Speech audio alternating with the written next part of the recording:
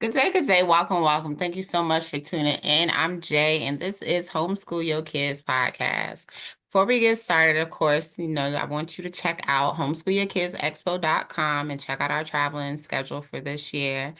Going to some very exciting places, a lot of places that we haven't been yet. So check that out, coming to a city near you. And always remember, homeschooling was never meant to be done alone. It takes a village. So major shout out to a couple of our sponsors that are in mission to ensure that you find your tribe. Classical Conversations is a nationwide curriculum provider, and they also offers community support. So check them out, Classical Conversations. And also Basecamp Ed is an amazing free app that encourages community building. So check out that, download the app, and see who's around you because that app's pretty cool. Like locates families and all that good stuff. All right, so today we have Keianna. Keianna, introduce Hey. yourself. Well, I'm Keianna. I am the South Carolinian native, but born here, but frequently back and forth to Georgia. So I am the owner and the founder of Savannah Oaks Academy. So yeah, that's just a little bit about me. In volleyball, loved it. So been in education about 10 years now. So that's just me.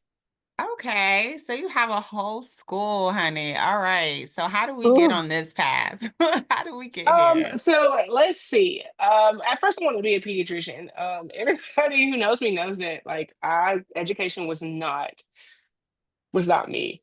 I was like, there's no way on God's green earth I'm gonna just sit and teach kids. But then my ninth grade teacher, Miss Elena Summers, the BC diva, and she was like, you can tell teach kids and have a great time.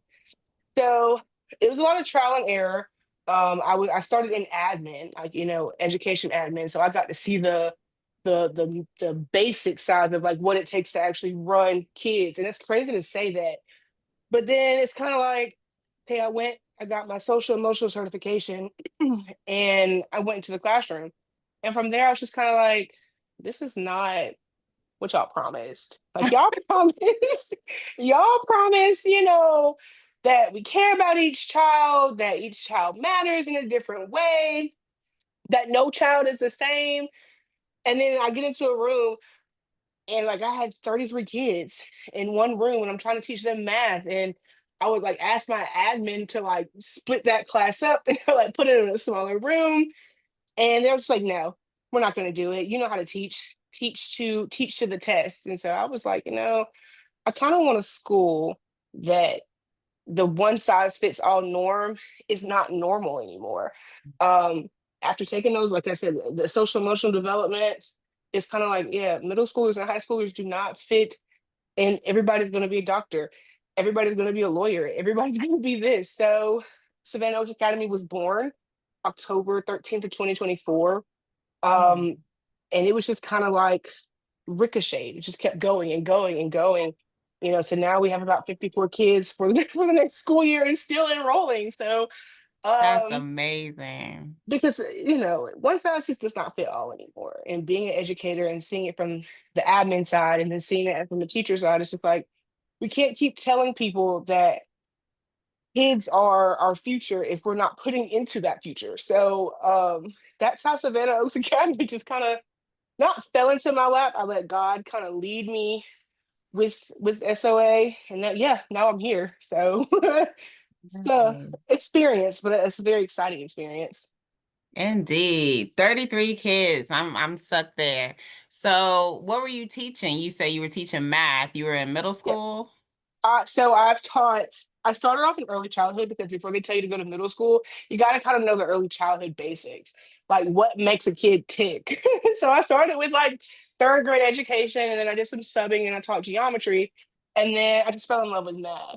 So I taught seventh grade math, sixth grade math, and then it was just kind of like, yeah, this is not this is not where I want to be for forever. So it's just like, well, let me just go open up my own school and see what that's about. Right. Were you at a regular public school? I was at a charter school, so I've done Okay. public, I've done private, I've done charter. Um, Not to say that charter schools don't they get a bad rep, but the rep is sometimes livable. It's lived up to. So I was at a charter school, and I I love my babies. It broke my heart having to leave them, but I don't do toxic environments, which is why I created this school. I don't do a school where kids can't advocate for themselves and teachers can't advocate, because my thing is this: if I'm teaching your child and I'm teaching these students, your job as admin is to hear me when I say a child needs this in order to survive. Um, Instead of just kind of like, yeah, you're thinking too much into it. So I probably won't ever go back to a charter school. Probably won't. I Just when probably you said that won't. this wasn't what we promised, I was like, okay, she must not have been at a public school because public schools don't even be Mm-mm. promising nothing. So Yeah. it's like, Listen, the public schools don't promise. They put it on paper that they promise it, but it's not a right. promise. Yeah, Yeah, no, but they don't no. mean it for Mm-mm. real. Okay, so charter school, and then you decided to start your own school. Hmm. Describe Savannah Oaks Academy. How is it? In 3 words, Savannah Oaks Academy is inspiring. It goes beyond norms, and lastly, it is just, it feels like home. um Even though we have a hybrid schedule where our kids are only in school Monday, Wednesday, and Friday, and they're not even in school all day. Okay. They go to school from 7:30 to 1:30. Like, they're literally gone after that, to kind of like, give them back what they need. Some kids do not function in 8 hours of school. I didn't function in 8 hours of school. I went to school my junior and senior year for literally like 2 hours, like two. Mm, that's Um, beautiful. and those are the best 2 hours I ever spent in school. And even though I had the grades and stuff, but a shortened school day worked for kids like me. And the parents that I'm enrolling, it works for their kids. Imagine you don't have to have all these excuses when you go to the doctor. We have virtual days, Tuesdays and Thursdays, where your kid can learn from home. So it's like, those parents who 8 hours now having to sit in this conference and that conference and Mm. filling out this excuse. So it's just like Savannah Oaks Academy gives parents back what they wanted originally, and that's control of your child's education. Um, we have hybrid programs. We have college career programs where kids can earn an associate's degree right out of high school.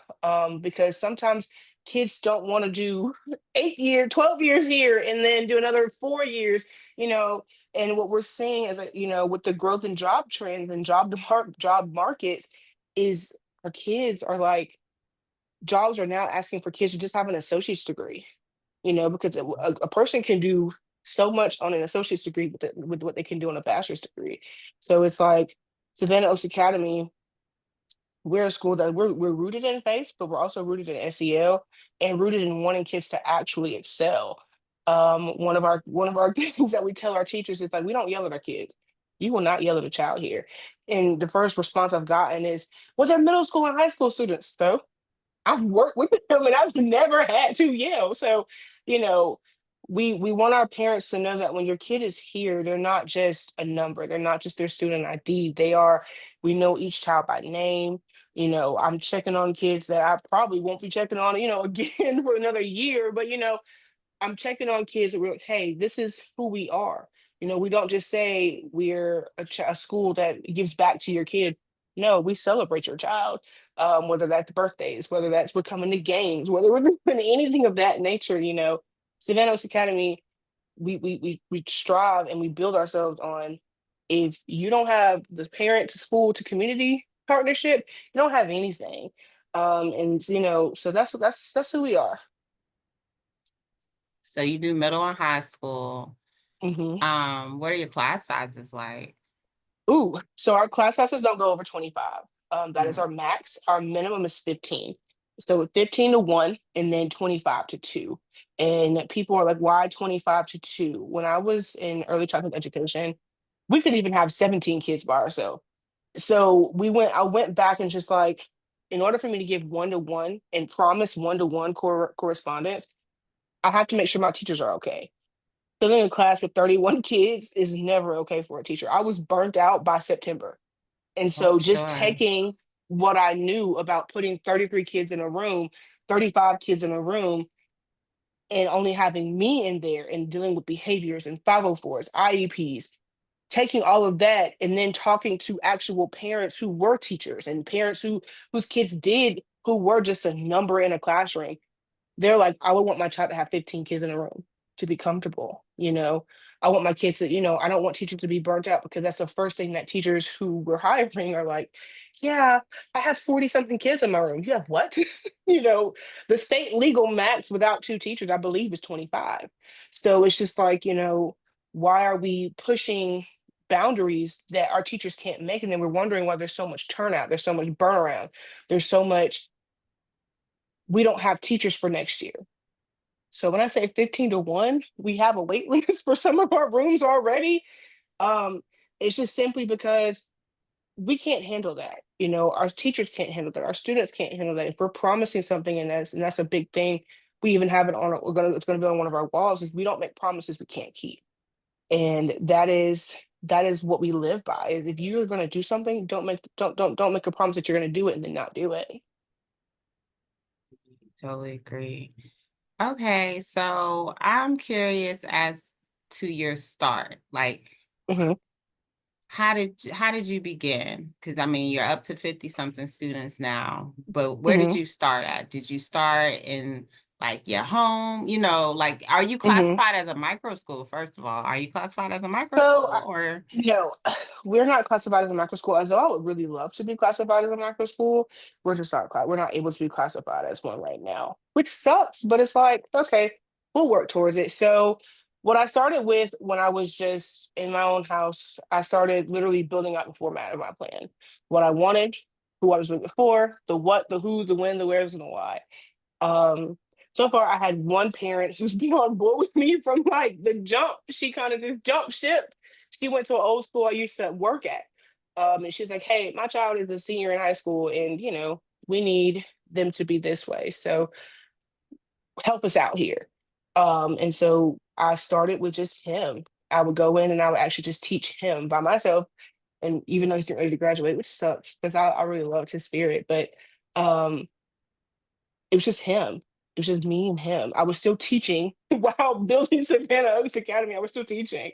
So um started there, and then we have a partner school, a sister school who needed a place for four of their kids to go. So, you know, we taught them through Canvas because they were getting ready to close down because I think they were a micro school and they didn't just have a number. So I was like, okay, well, we'll take them. You guys can still be their school, but we'll teach them.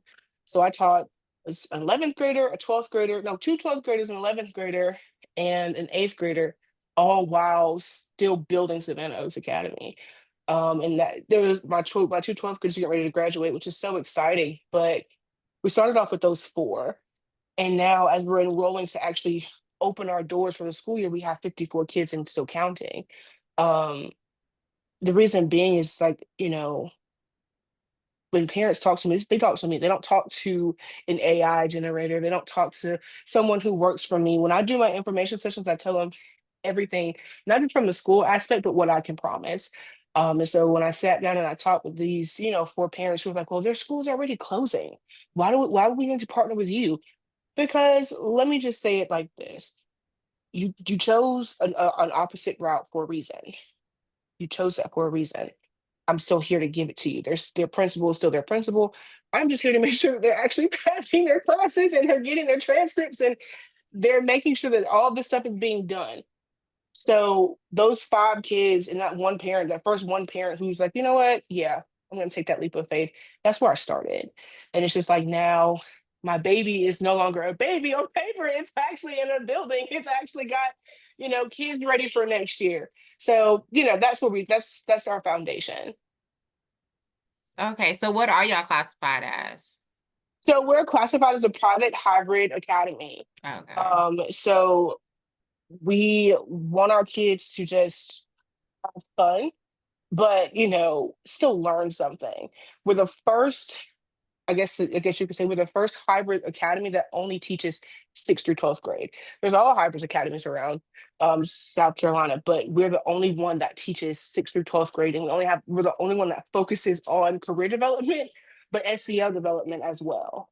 Okay, and that's what I was going to ask you. What's your curriculum? Are you creating the curriculum or do you have a standard curriculum that you are using? So I created all of our curriculum because I have a curriculum specialist background as well. So I sat down and I looked at the curriculum. I was like, this is not going to fit our kids. This is not, we don't teach to a test. and that's Common Core for you. That real big name concepts teach to the test. We don't teach the test. So our questions are our classes and coursework is considered Socratic way. Our kids are asked questions and they're critically challenged to think. We do critical analysis, hands-on learning, visual, auditory. So it reaches all of our kids. Math is not just write down this formula and keep it going. Math is nope. Walk me through this process. Show me how you got there. Is there another process? Because again, I was that math teacher and I'm still that way. That just because I teach to a PowerPoint or teach on a PowerPoint, that doesn't resonate with everybody else. So I have, I make sure I tell my teachers, your kinesthetic, your auditory, your visual, your, hey, you do it, I do it, we do it. You have to teach to everyone in the room, not just your bubble kids, not just your at-risk youth, not just your high flyers, because it's easy to teach the high flyers because they get it, they move on. But the ones who really need it are your bubble kids and your at-risk kids. So it's like you have to be able to teach to them. So with the transition, especially with you having middle and high school, how do Mhm. the kids adjust to transitioning to your school? So it's a little rough at first. It's rough because kids are, they're coming from where someone is do what you're supposed to do as you're told. And when I had the information session on last Friday, he was just like, "Wait a minute, you mean to tell me my kid can ask their teacher a question that can challenge their teacher and it not be such a kickback or gimmick?" Yeah, absolutely. Um, they so we give them a full week of classes first. We tell our parents, hey, you get one full week. We're going to show your kid how to do virtual in the classroom first because that's what they need to do. And then we turn them loose. Parents, students check in. I have one teacher who does discussion posts, and I love her discussion posts.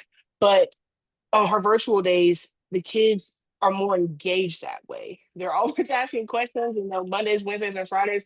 They're doing that. But when they come in, we really work with them. We don't work against them. So if a parent says my child is still confused on the virtual days, that's okay. Bring them in again on Tuesday and we'll walk them through it because hybrid learning is everyone hasn't done it. Everyone hasn't been a hybrid learner before. So it is a culture shock. It's a culture shock. But once they really get the hang of it, they thrive and they love it and they excel. Yeah, I was wondering because I spoke recently with a micro school owner in Arizona, and she talks about like her high schoolers, and she was asking me some things like how to get them more engaged. She said that she had a young lady come and try to paint her nails in class, and she was like, she's used to just being in the classroom and not necessarily having eyes on her or having attention put on her where she could get away with stuff like that in the classroom she came from. But now Right. she now she's in a setting where it's like, girl, we see you. Yeah, Like, we see what you you. doing? We see you. What you We see you. We just with my kids, we tell them, sorry, my nephews get ready to go out their house. We Right. tell them straight up, just because you're in school for a half of a day doesn't mean you can do what you want to do. We still expect you to come to a class. We still expect you to show up. We still expect you to we still expect you to do your work. Because our teachers, they don't hold their hand. We tell our parents, our teachers are not your child's parent. You are. Um, if you choose this route, you have to understand this is 100% partnership on your part. You have to show up for that conference when we say, hey, Annabelle's not doing so hot today. She hasn't been doing so hot in her classes. You gotta give us we give you the leeway back to say, you know what? Nah, we're not gonna do that. We don't understand that. We don't get that. So when I say working with high schools, it's a little bit different because they do, some of them just want to get it done and over with. But I can say the one thing that makes it different with our high schoolers is that we give them choices. So I'm a choice person. Okay, you have two choices. You can either do your work here or do your work at your other school. Which one do you want to do it at? Most of them are like, okay, I'll do my work here because it's easier. So we give them the choice to really have control over their education. One of our parents, she loves that because she's like, never seen my child show up to class.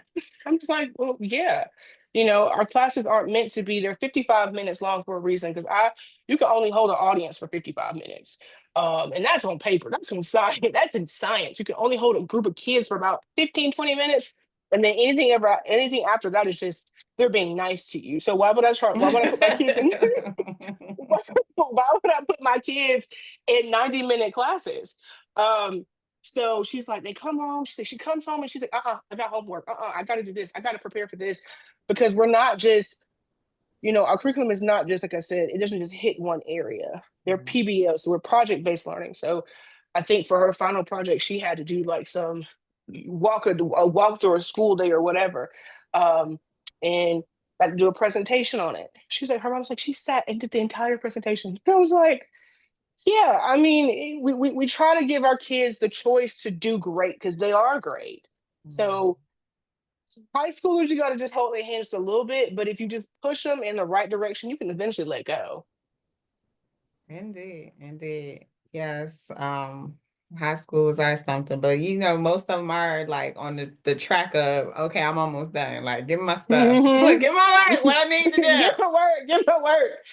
do. And they're quick, even with our five virtual right now, they're quick to be like, hey, Miss K, this assignment was submitted. Why has it not been graded? Okay, well, let me go Mm, and ask. Let me right? go. Let me go because we teach our kids one of our pillars is accountability. You know, you got to be accountable because you can't walk into. I told one of them, I said, I do not want you to be my doctor or my nurse if you're not going to sit here and hold accountability right now on why you didn't do your math homework. So we tell them you have to be accountable. You have to hold yourself accountable, and they do a really great job at even holding us accountable. Wow. Sometimes I forget stuff and they'd be like, you can't forget that. No, ma'am, you can't forget that. You said we weren't doing this today, so why you got us doing it?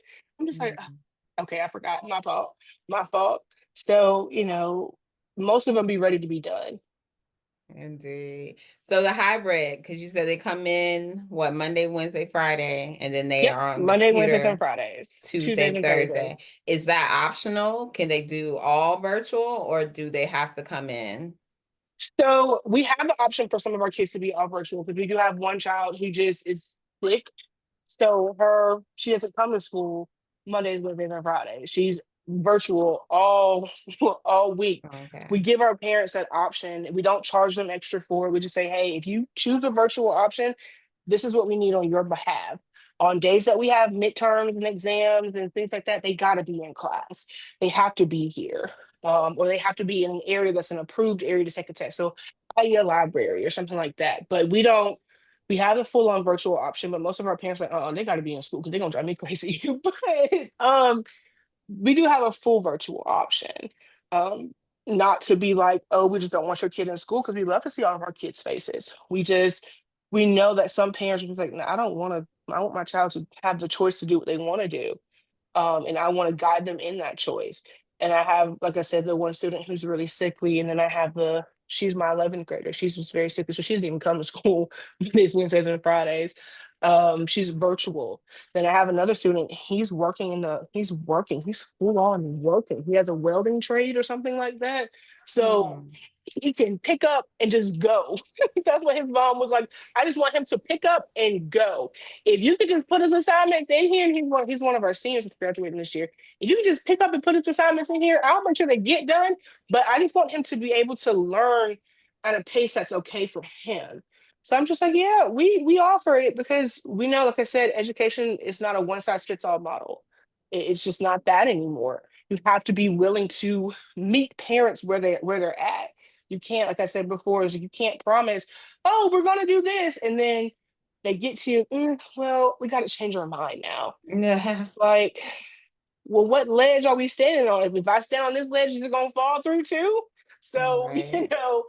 I try to let when I talk to my parents, it's very comfortable and personal. They like to sit real still, just relax because I promise you, there's gonna be a day when you come in here and you're gonna be like, what is wrong with this lady? But rest assured, I have your kids' best interests at heart. So we do have virtual programs. Our virtual program is still ran the same way as if they were in school. You go to school from 7:30 to 1:30. You do your schoolwork. You sign into Google Classroom, and some of our teachers use Canvas.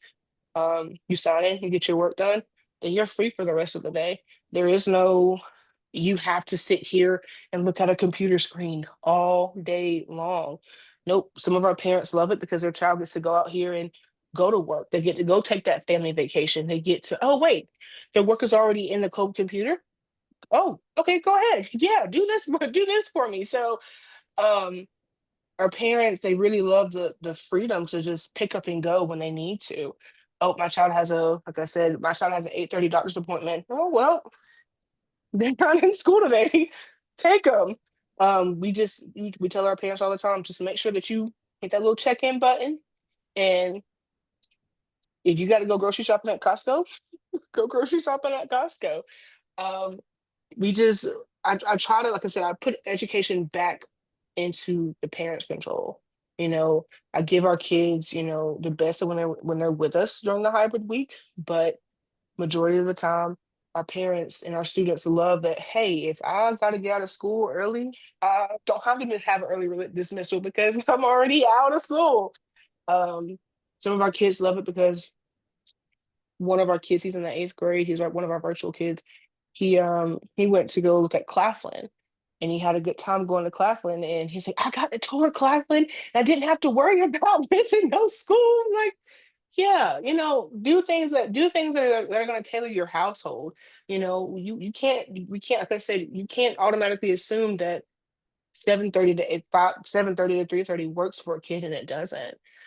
So yeah, that's just us. That's peaceful for me. That's peaceful. It's like, okay, I have the option to just allow my child to sit at home and they're still in school. Perfect. I have the option, and for a kid, it's like, wait, I have the option to sit and still watch SpongeBob, but I'm writing a discussion post. I'm getting some study help. That's awesome. That's perfect. Yes, yes. Yes. Let's talk more on the parent involvement because you have Mhm, emphasized that a lot, as far as making sure that the parents are included. Why is mhm. that so important? I Parent involvement is important because I've seen some really great parents who want to be involved in their child's education and they're just told, stop, you're doing too much. Um, That does yeah, I'm happen. telling you, I'm telling I've you heard it on a lot of the occasions. horror stories I could tell you by just like the teacher and the parent are working together like y'all want us to. And then when the teacher says, go talk to admin, and admin's like, you're doing too much. How can you do too much? And this is my child. How can I do too much? And so parent involvement is top priority for Savannah Oaks Academy. Like we want you to be involved on day one. We have a parent PTO organization that is just all parents. I have no control in that. And they send out little weekly stuff to parents saying, hey, don't forget, we have this. If you need to come talk to us about this, if the flex period is not making any sense to you, come talk to us about it. Because you can't have a school without parents.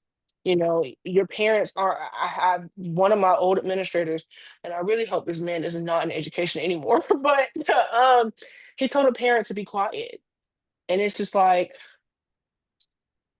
you don't tell a parent to be quiet, especially if parents. Now, you do have those parents who speak up for all the wrong reasons. You do have to be like, okay, look now, we're doing everything we can.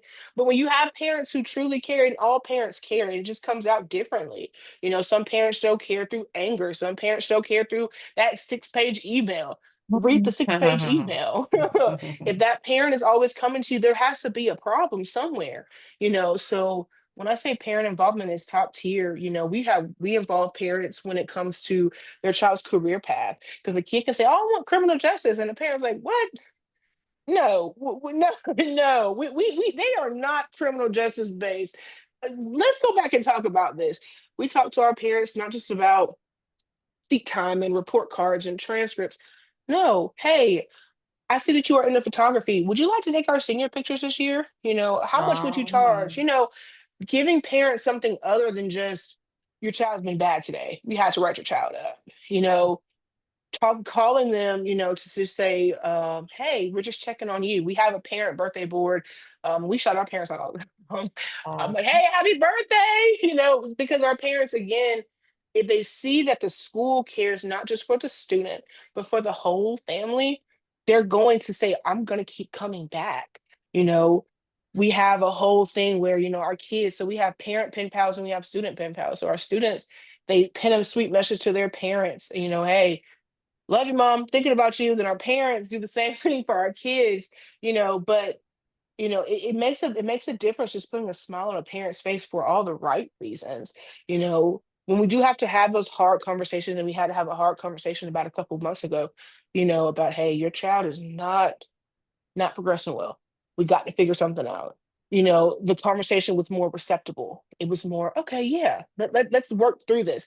Because when you include the parents, the problems aren't just yours and theirs alone. It's everyone's. When you're including them from day one, saying, hey, welcome to Savannah Oaks Academy. How can we better serve you? Like, even on like our information session form, it says, what is it that you are looking for? Not your child, you. Because even though middle school and high schools can make a decision, it is a parent essentially who's making the overall decision. And when I was on the information session before, she was like, I've never seen that before. I've never seen the what can we do for you as the parent, and it says, and the hype is, don't ask your kids. This is something that you have to think about on your own. What can we do for you? How can we better help you, help your child, and help us help you, your entire family? So when I say, I tell parents, if you're not going to be involved, this is not the school for you. And it's not even from the aspect of showing up to events. No, it's from the aspect of, hey, send that email to your parents' teacher, to your child's teacher if they're failing. You know, hey, what's going on here? He said that he turned this in. Is it not here? Hey, why did you cancel the seminar on Tuesday? Is everything okay? Like, we tell our parents, you have to put yourself first with your kid. Walk right there with your kid, not behind them. So I promise you that your kid's gonna take off, and before you know it, you're gonna be sitting looking like, you chose what career path? You did what? So we want our parents involved and we celebrate their involvement. We have parents night out. We have all, even these are high school and middle school kids, they can watch themselves, but parents night out is not for them. It's for the parent. We have parents night out where parents go to bingo, or go bowling or go skating, because it's just, these are critical moments for parents too. They're not just making decisions for what their kid's going to do from middle school to high school. They're like, okay, my kid's about to leave the nest. I need something to do. So yeah, we take parent involvement very seriously. Not just from the academic standpoint or the career path standpoint, but just from the standpoint of thank you. It takes a big leap to go from public school and private and charter. It takes a big leap, to go, wait a minute, I now have control again. Are you serious? So if I say I need a conference, there's one scheduled. Yeah. That's yeah, that's what this is about. It's not essentially, like I said before, I'm gonna keep saying it, every child and family household structure is not the same. You can't assume that Ricky's family is the same as Fatima's family. You can't assume that, because Ricky's family may have their own struggles and you know, their own private, family struggles, and Fatima's family be wild and all outside with theirs. So, you can't sit here and say, oh, what worked for their family is gonna work for this one. No, no. There have been, one of the families that has enrolled, they ask so many questions, but the questions aren't like questions that annoy you. It's like they just want to know. So it's my job and it's our staff's job, it's my team's job, not my staff, my team's job to be like, here you go. Here's how we can help you. Here's what we want you to know. Here's what we want you to, thrive in, because if a child doesn't thrive, the parent's not going to thrive. The parent's going to be, oh my God, you have to go to school today. Okay, let's get up. Let's get ready to go. Let's pray that we both can have a good day, because I've seen some very ugly power struggles. We're just trying to get a kid out the car, and this is a middle school child, and the parents just like, you know what, I'm not dealing with this today. You don't have to go. I'm not going to work. But when you have parents like, I love your school, you love your school, go to school. it makes a whole much more difference It than, does. than the traditional. So when I say, yeah, parent involvement, it goes way beyond just what they're told. No. If you want to come and sit in your class, can I come and watch my student be taught? I want to know how they're being taught so I know how to help them. Sure. Wait, but you got to schedule an appointment, but sure, come in and watch your kid be taught. I don't oppose that because I know what it's like to, sit and say, hey, you can't come in here. She doesn't like people in her classroom. No, go in there. No, go in there. So we invite parent involvement and we invite it with open arms because it's easy to forget that, hey, this kid does have to go home. So that, yeah, that is us.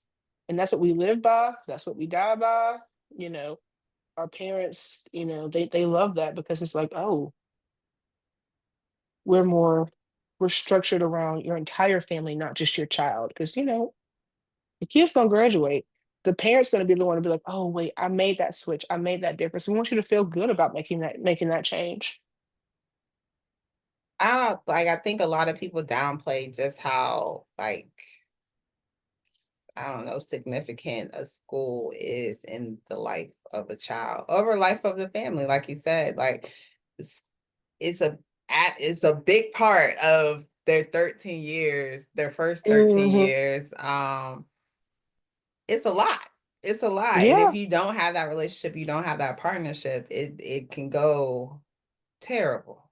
It can Oof. definitely go terrible. It can go south real Yes. quick to the point it's just like, how did we get here? Well, let's start Right. back when they were in preschool. You Right. didn't believe her when she said her child had a reading disability. You said all kids learn at their own pace with reading. And now her child's in 12th grade and has a 1.6 GPA And because that's what they I was going to just ask can't you. read. How are they coming to you? Because I was just talking about that with my sister last night, Hmm. about the literacy crisis that everybody just seems to be ignoring. Like, no, I need y'all to really pay attention to the fact that we as a nation, on the average, people are not able to read. And I say that in the sense of, if you can just read words and not comprehend what you're reading, you can't read. Hmm. So there's people who are literally illiterate and cannot read, but there's people who Hmm. are able to read the words, But but can't don't, comprehend a single solitary so thing you on the can't read paper. either. And that's a national thing. That's a national crisis that we are Hmm. in right now. And I just feel like it's not really a focal point of individuals. It's disheartening. It is. So the kid, oh girl, how they're coming to us. I have bubble kids. I have my high flyers whose parents are just like, I just want them to get an associate's degree. I don't really want to. I know they're going to be fine. Then I have my at-risk kids. What's scary about this all is that I could put high flying kid who's high flying in math in the same room with a kid who's not high flying in math, but they're high flying in literacy, and there's going to be a literal correlation between the two. Um, I have seniors who cannot read. They'll be starting seniors. I have, sophomores who cannot read. I have an eighth grader who cannot write a paper. Hmm. And that's scary because it's like we say so much, no child left behind, and we have reading coaches, we have reading intervention, we have math intervention. When I taught, I had a seventh grader who could not count. Could not count. And counting 1, 2, 3, 4, 5. Yeah, they could do that. But you put them on a test and on a paper, they're gonna think multiplication is addition, and addition is multiplication, that type of thing. So they're coming to us at all angles, and how I've been preparing the teachers that are going to start August 11th. If you have a one size fits all model, we're not the school that you should be teaching at. Um, because literacy is important. Because I can read a list of paperwork a mile long, but if I cannot comprehend any of that paperwork, I'm as good as not being able to not know how to read. So we do tell our parents that no, when we say reading intervention, which is our flex period, so we have a built-in flex period where We're not pulling kids from their classes. No, they have a flex period where, hey, you need to go to room 206. You need to go read. You need to go, and we're not just walking them through how to read a long paragraph. No, we're starting at the basics for some of our kids, you know, and it may be scary to some, but somewhere, somehow, that child was pushed through the cracks to now they're in the eighth grade and cannot read. They're in the seventh grade and cannot count. They are in the fourth grade, well, not even the fourth grade, they're in the sixth grade and they don't know any no excuse words. They can't spell them. They're still writing their R's backwards. Those are things that in early childhood development, teachers are supposed to catch. And it's not all of the blame is on teachers because it'll never be because being a teacher, a lot of it is um it's the our hands are tied. Untie them. Untie Right. them. Please. I hated that excuse. My hands are tied. It's somebody above me because there is somebody above me. Even though I'm the founder, I'm the owner. There's somebody above me. But untie them. They're going to be pissed off, but be pissed off. They're going to be pissed off for a moment. You know, uh, we really can't do that. That's not in our thing. Yeah, but y'all are teaching us. You're teaching kids to be taught to a test, and you have kids who don't know how to comprehend a test. That hey, this passage is asking you to find the main idea, and you have a senior who's getting ready to graduate. What's the main idea? What? You have a junior who's getting ready to go into 12th grade classes and they don't know how to summarize. They think summarize is just copy the whole paragraph again. What? But everybody everywhere is dealing with literacy the best they can, and people love to blame COVID. They love to blame COVID. Literacy was a problem way before Yep, COVID. and I tell it all the time. Like, please understand that gap was gapping way before. Like, it was already gapping. Okay. Was gapped. COVID just came in and made us realize how big of the gap and how stinted out the gap was. But there was always a gap. You know, y- there's no there's no one way to look at a literary analysis gap. There's no one way to look at a math literacy gap. Everybody is gapped. Everybody is gapped. And so when I say, I hate to say it this way, but it's like education is built on excuses. And well, his third grade teacher didn't do it. So, but you're his fourth grade teacher, you do it. You know, it just takes those moments, and we call them aha moments for our kids, but it's just like kids are willing to learn if there's somebody who's willing to teach them. You know, you can't just say, "Oh, I love teaching." Do you? Do you love crying? Like, do you love crying because you have kids who can't read? Because I'm telling you, I have shed so many tears in Girl, you and me education, and both. not just from the standpoint of, oh my goodness, I have so many kids, but from the standpoint of, oh my God, What we're are you gonna failing do when them. you leave here? Yes. What, Yeah, like worried, like being like actually worried. worried And so about. I tell people it's scary. And it's like, some people are very passionate about education. And you have some people, oh, it's just an easy check because I get to yell at kids and get to teach them halfway. But it's like when you really sit down and you look at it, it's scary. It's haunting. It's almost it should be its own it should be its own scary movie. I'm telling you, I'm so serious because it's just like when people ask, I had one parent, so y'all don't do the SC Ready test, which is a big state test. No, no, we don't. If anything, the only test that we do offer is the Stanford 10 in our control if we offer it or not. Um, because and then I tell teachers, do not teach my kids to a test. What do you mean by that? I'll give you the pacing guide, the curriculum map, what to teach, not how to teach it, but what to teach. If you teach these kids to a test, we're gonna have a problem because these parents are coming here with the understanding that their child is gonna walk out knowing how to do something other than tie their shoes. And it's Right. crazy. I have sixth graders who can't tie their shoes, which is crazy to me. But you know, the focus has shifted so much because even when I was in school, they started this whole teaching to the test when I was in my senior year of high school. I was like, thank God I'm done with this. But I was taught to challenge my teachers. I was taught to, when it didn't make sense up there, hold on, that's not what you taught us 2 days ago. And our teachers love for that. Now it's be quiet, it's how I wrote it. Girl, what? What? No, ma'am, that's not something that we do.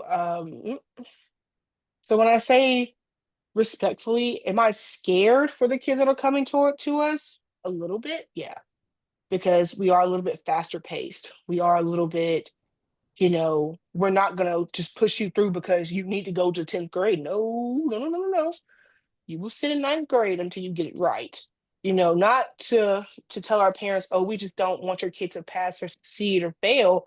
We want your kid to know something. We want your kid to actually be able to say, yeah, I know what dysentery means. I know what dissertation means. I know how to distinguish between the two. I know how to use both of those in a sentence, and they mean two different sentences. I know what a homophone is. A homophone is. I know what a synonym is. I know what an antonym is. I know what an idiom is. I know how to do y equals mx plus b. I know how to do these things. So we see, I'm scared, but I'm not scared from the standpoint of we can't teach them. I'm scared from the standpoint it's just like, who taught you? You I know, know. How did you get this far?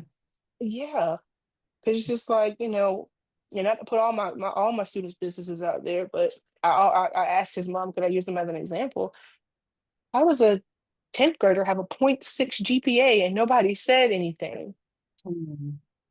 But he's labeled bad. He's labeled literally, because when I talked to his former school about getting his records for next year, because he's not in school, he's expelled. Um, you don't want him. Tell me what I Mm. don't want. Tell me that. He's gonna give you all types of problems. He's this, and mom and daddy don't care. That's not true. Because when I talk to mom and when I talk to dad, mom bursts out in tears. Yeah. When I talk to mom, when I talk to dad, and I talk to son, son says nobody cares about him. That's why he does what he does in school. And it's just like, you sit and his record is about that thick. It is thick. But when you sit and you look through it, it's like normal child behavior, normal child behavior, normal child behavior. She doesn't have classroom management. I can tell you that now. Because it's not, because I mean, we get into the stereotypical thing of our kids are just, if they're bad, it's because their home life is bad. No, I know some very spoiled children who act as if their parents are Jeffrey Dahmer. I'm telling you, they do. But it's just like, I told his mom and I told her this promise. I said, I'm going to promise you that I'm going to walk him across the stage when it's time for him to graduate. He may have to do summer school, mama. He may have to come in early and stay late, but I will train him. I will train him. I will guide him. I will educate him. I will sit down and read with him and write with him. He is my personal project. No, you're a principal. You no, he is my personal project because somewhere somebody failed this child and just said it's because he's bad. I have bad days all the time. Does that mean I'm an evil person because I have a bad day? So, you know, we take the kids that we take in all kids. We don't just take the kids who've been in private schools or who've been in hybrid schools. No, no, no, no, no. Give me that at-risk child and let me show you why they're Yeah. no longer a risk. You Oh, know, yes. I love kids. I love the challenge ones too because when I first started teaching, I had a kid and the principal was like, "You're gonna quit your first year just because of him." Damn. So he came in the first day and I was like, "Hey, I'm Miss K. What's your name?" He was just like, "Oh, okay." And he walked in one day and he was like, "Yeah, when you weren't here, he cut up for the sub, and the sub was one of his former teachers." I was like, "I don't have that problem out of him. Right. I don't have that problem." But why don't you have that problem? Because when he tells me he's hungry, there's a snack basket back there. When he tells me he didn't sleep, I let him sleep for 5 minutes. Not because I don't want him to do the work, But you never know why he didn't get no sleep at home. His mom and daddy could have been fighting. He was probably cold. When he sits here and says, Miss K, I can't function and do no work today. Okay. But you're gonna sit here and do it after school, because like I said, there's so many reasons to why a kid doesn't do something. Yes. And not just because, oh, I don't know what I'm doing, or I don't know the material. It's sometimes it goes way deeper than the top of the iceberg. Sometimes it's the stuff under the bottom.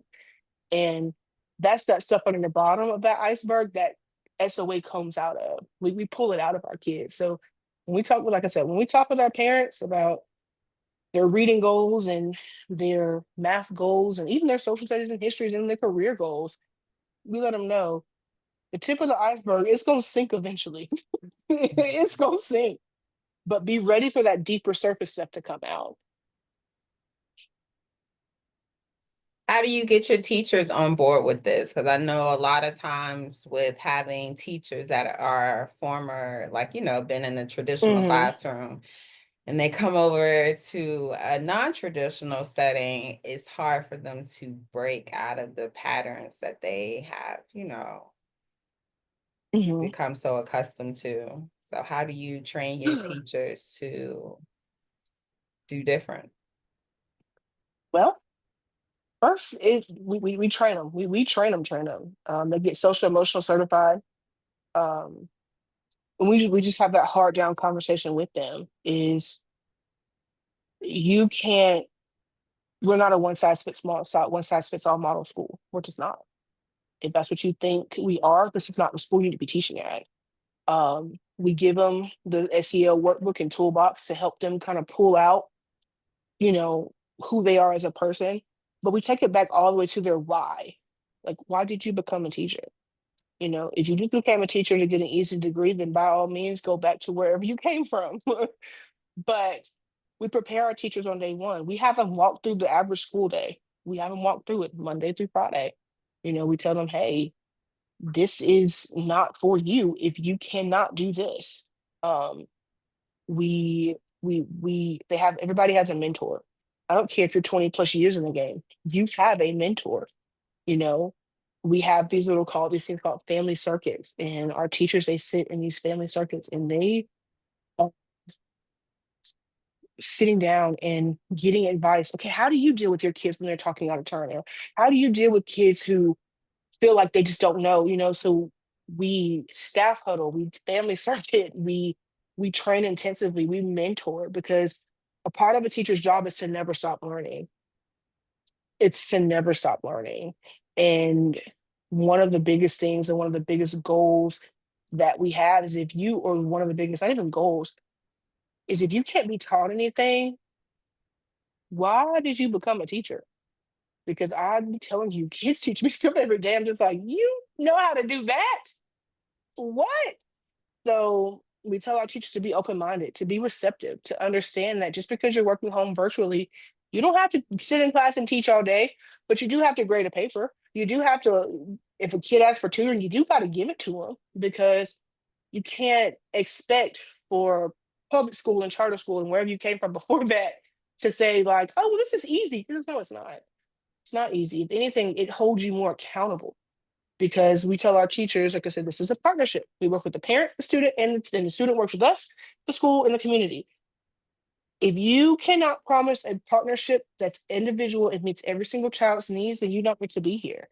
And it's not from the standpoint that we don't want you here, but it's from the standpoint of if you think, like I said earlier, Ricky and Fatima's parent, partnership needs to be the same, you're grouping, you're clustering.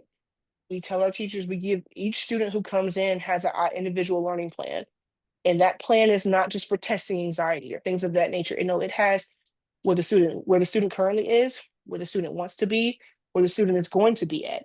Then it has where the parent is, where the parent wants to be, where the parents want their kid to be at, why their parent chose this school. So they get that, and they have to look at each one of those and they have to study them. Because I don't want you just to say, okay, yeah, what's your name? And then not remember that child's name.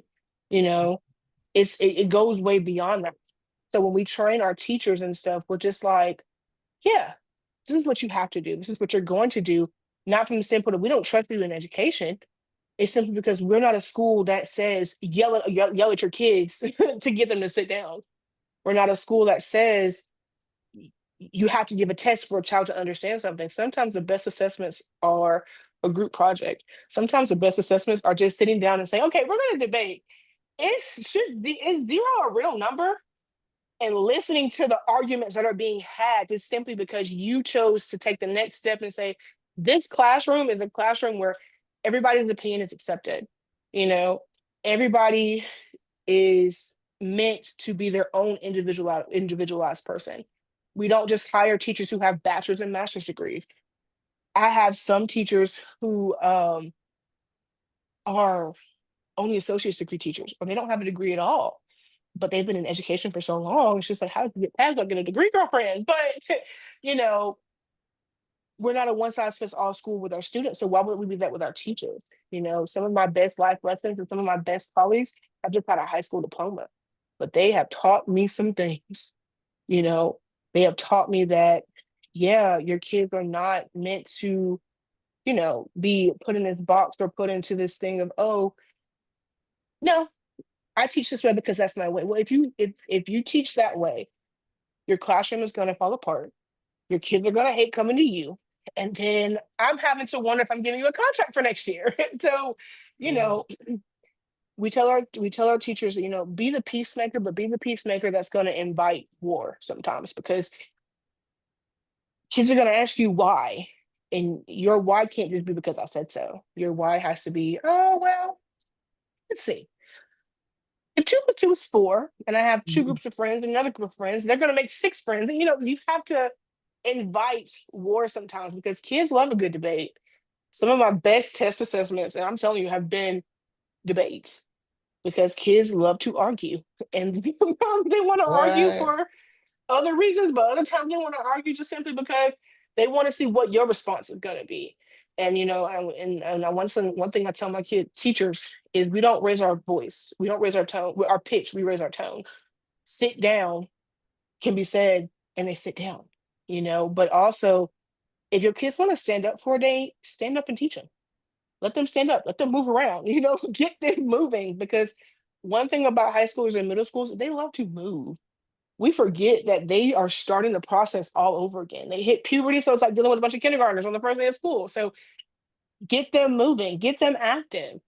So our teachers, like I said, we train them for about 2.5 weeks, 2.5 weeks on just how to teach comfortably, but teach within reason, not just, oh my God, all of them failed. You know what? They fail. Sometimes it's not sometimes it's not the way. Sometimes it's not just because you conveyed that, and you could have did all you did for this test. You could have studied, you could have did Kahoot, you could have did egg drop, you could have did whatever. Sometimes it's just because kids don't want to take a test. So don't give them a test. Sometimes kids don't want to sit and do partner work. Sometimes they want to do it by themselves. Give them the choice. And so our teachers, like Keianna said, they like it. They enjoy it, but it does make them have to think. It does make them have to sit down and be like, okay, yeah, um, this is how this is going to be ran. So running a school is not an easy thing, a task at all. How do you Mm-mm. self-care? How do you make sure you stay replenished and rejuvenated for this lovely large mission that you're on? So self-care for me looks a lot different from everybody else's. I'm gonna go take me a nap. I'm gonna take me a good nap. I'm gonna take me a great nap. Um, Sometimes I pray, sometimes I listen. That nap is a different piece. Said good and great. Um, Yes, a good nap, a great nap. a great nap, a wonderful nap. Sometimes I lean on my mom, even though I drive her crazy, but I lean on my mom. Sometimes I just go to a bookstore. I like to read, so I'm gonna find me a book. um, but then most of the time, like I said, it's just me resetting. So Sundays are my reset day. I don't take calls on Sundays. I don't do anything work based on Sundays. Sometimes, like I said, my school day doesn't end when everybody else's school day ends, so I don't get off the clock till 3:30. But after that, mm-mm. Anything after 3:30. you will be added to Tuesday's calendar. We'll be added to Right. Wednesday's calendar. Um, Sometimes I feel like I could go at it alone, but most of the time I don't. I don't go at it alone. I have a great admin team, so I lean on my admin team. um, I just make sure that when I am resetting and recalibrating, I go back to my why. Because you are right, it is a lot, it is hard. But I go back to why I'm doing it to begin with. Why am I, why am I in this? You know, because there are some days I'm just like, I just want to throw the towel in. But it's just like, no, girl, we're not throwing the towel in. We're gonna do this the right way the first time. So it's just a lot of really refocusing. And sometimes that little 2 hour nap is the best research, is the best refocus I have ever done for myself. So yeah, that's how I self-care. Nice, nice. Where can we find more about Savannah Oaks Academy? So you guys can find more on our website, our Facebook page. Um, we can find you can find more information by just giving me a phone call. So our office phone is not just a regular landline. No, it comes straight to my phone. I answer all phone calls. I just talk to my best of my abilities. All right, and all links will be available in the description. And before I let you go, Keianna, three Mhm. things you want families to leave or parents to leave here with. If they didn't hear anything else, hear this. Three things. Here, this is that we care. We know that everybody's educational journey is not the same. And lastly, choice does matter. You know, being able to find your own choice and find your own voice for your family and your child goes way deeper than just, okay, I gotta sit here because this is what I want. Your choice does matter. Thank you. Thank you for No that. problem. I feel like this would be an inspiration for those who are thinking on things. 'Cause this is micro school. I know you're not a micro school, but micro schools are definitely a movement right now as far as people Yeah. starting their own educational environments. And I love it. I love it for Hmm. everyone. That's why I just wanted to know your process and how you did and what y'all do over Yeah. there so people can see the many different options that there are available as far as educating a child, because Yeah. it's not a one model fits all, in any regard, as it shouldn't be, because we are all individuals. We are all meant to be who we are, and not conform to, Right. a standard, or, oh, this is a normal or norm, like all those good Right. things, Right. those societal norms and all that good stuff. But yes, no, so I love it. I love it. I love what you're doing. I love that you're Thank doing you. it, and I appreciate you so much.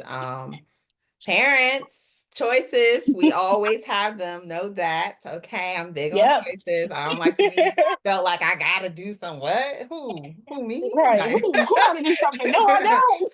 No, I not if I don't don't. like it. Not if I don't like it. So yes, know that the choices are out there. There are options for you to tap into. So Hmm. tap into them. Find what works for you and your family, because every household is different. Your home, your way. So yeah, trust the process. Homeschool Yeah. your kids. Homeschool them. Homeschool them if you got to. Homeschool them if you can. Yes, ma'am.